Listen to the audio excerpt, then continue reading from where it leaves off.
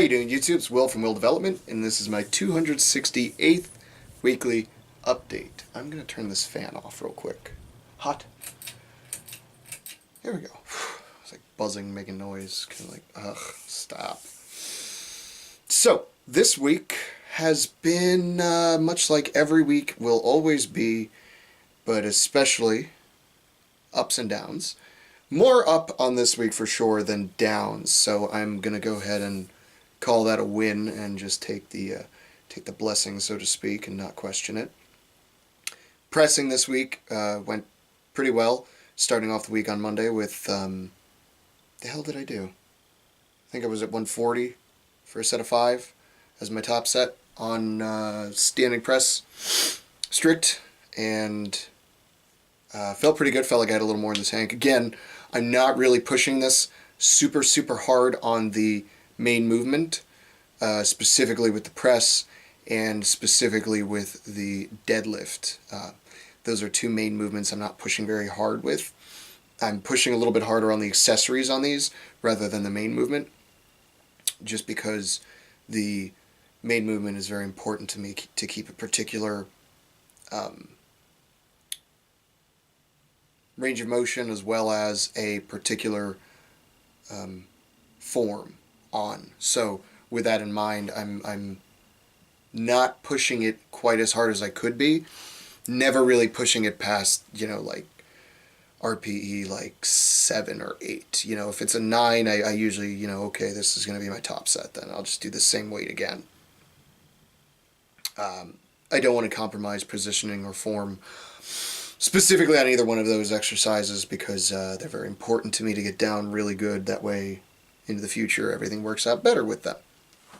So with that being said, just to give you an idea on overhead days, usually I'm doing something like a log or an axle overhead clean and press in order to, as an accessory to the press, and usually some sort of unilateral, one arm pressing and or pulling motion to go complement that as well, for example. And I'll go a little bit heavier on those, and I'm doing those in sort of a circuit style to get a little more work capacity buildup, just because I'm not that concerned with treating those as main movements right now. So it's just practicing with an implement, for instance a log, and then getting my work capacity up on them, some more conditioning and never hurt anybody. That'll carry over very well to my overall pressing ability. So, let's see, Tuesday with squats, that was actually a really rough day. I hadn't eaten well, actually at all. I hadn't eaten at all that day. And I was feeling weak, and I felt really out of positioning, and nothing felt very good. I did end up getting through it, but I didn't stay quite as tight as I really wanted to. So it may be next week where I do the same exact weight with the same exact rep scheme again and just try to do it better. Because in the long run, that'll treat me better, and it'll go further towards my goals of being able to squat in the 400s again and squat without pain. It's a never-ending process on this particular exercise, and it's not one that's it's not one that I need to necessarily focus on very heavily as somebody who wants to be a competitive strongman, because the squat doesn't really come up too often, and if it does, it's usually like a half squat anyway, or a two parallel squat, which is not how I generally squat. But it's just a good exercise all around that I want to keep in the rotation, and so it's just something I'm going to continue to work on and get better at, and it's an ongoing process, and there's nothing wrong with that. Wednesday off. Thursday was bench. Was feeling funny on bench. I've been playing with my hand placement just a little bit on the bar, trying to disperse the weight a little more evenly across my palm. Generally, I would feel a lot of the pressure right here on my palm, and the bar would sort of be, it'd be resting around there-ish, but I would feel a lot more of the pressure hitting right here. So I've been playing with my grip, trying to displace the bar's weight a little bit more evenly across the whole heel of the hand there. And with that in mind, One of the cues that's helping me is sort of squeezing with the pinkies a little bit more than, say, the rest of the hand. And with that, it's definitely made the bar feel less heavy, which is then in turn making the press seem a little bit easier. So I went to originally was just planning on doing 255 for 5 as a top set, and when I did it, it was just so easy that I was like, well, you know what, let's get a little crazy. Let's go to 265 and see what happens. And I was able to get through reps to 3 to my third rep on one breath without slowing, and felt pretty good. And then when I got that fourth, my right lat was just kind of like giving up, and it was like, oh man, come on.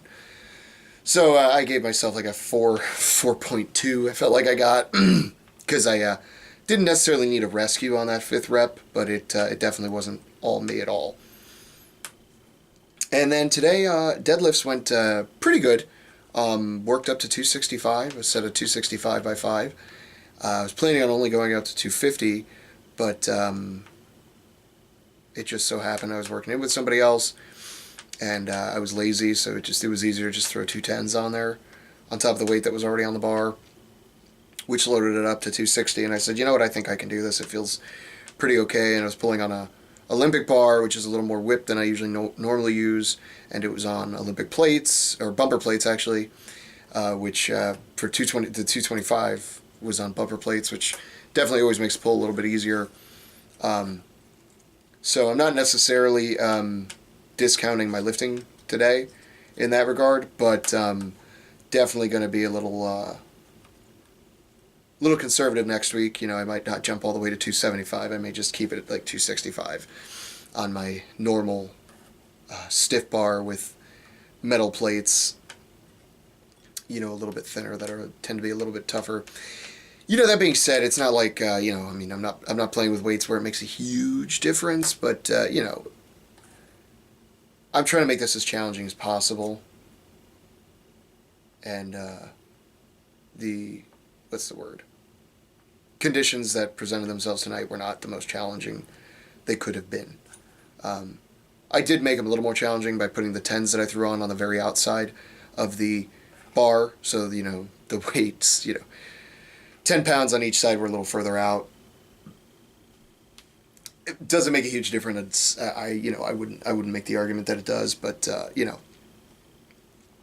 I did what I could with what I had tonight, and that's all that matters. And then tomorrow I will be doing some accessory stuff that I had to skip for pressing and maybe some squatting accessories. We'll see. Maybe some Zercher stuff. We'll see. I gotta clean this fan. I think that's about it. I can't think of anything else that I'm missing. If you want a Will Development shirt, they are available on Amazon USA. I have premium t-shirts, raglans, which are baseball tees, and tank tops. I highly recommend the Heather Gray t-shirts. They are, you know, they don't really stretch out. They're a cotton synthetic blend, so they hold their shape pretty well. I ended up ordering another one of these, and this one was actually, it felt a little loose for a large, and then the other one I got felt like this is what a large should feel like. So I think it's a little hit and miss in that regard, and I wouldn't say if you don't like it, return it, but you know, if you don't like it, if you order one and don't like it, you know, probably return it or just get an exchange, because I think they may print them with different manufacturers, you know. So I think the t-shirts aren't as consistent as one would hope. But, you know, nothing wrong with that. The link to those is in the description of the video, by the way. Check them out if you feel so inclined. Other than that, not a lot going on. Will Development stones are going to be featured in the first ever competition they are being featured in at the Tampa Bay Strongman Classic this weekend in Tampa Bay, Florida. Super exciting. I will be there Sunday checking out the comp. It should be a good show. It's one of the biggest shows in Florida, and it's ever improving. And the guy who runs it, Donnie, he's a great businessman, and he's an all-around good guy too. I think in my opinion, anyway. And he's always open to constructive criticism, which is something I really respect. because in the past I've been pretty critical of that show with some of its shortcomings. And the thing about Donnie is he's taken all that criticism with right on the chin, and he's actually done everything he can to improve it. And I believe this is going to be the best version of this show this year, which makes me even prouder to have my stones being represented there, and have my brand of stones being represented there at the comp. Fingers crossed none of them break or anything like that. Haven't had one break yet, but that'd be my luck, right? It would break at a comp where the world is watching. So if you're in the area, I highly recommend checking it out. And the world's strongest 231, Anthony Furman, is supposed to be there too, so that's kind of a cool cameo. So yeah, be sure to come out. It should be a good time, and if you don't, then what's your excuse?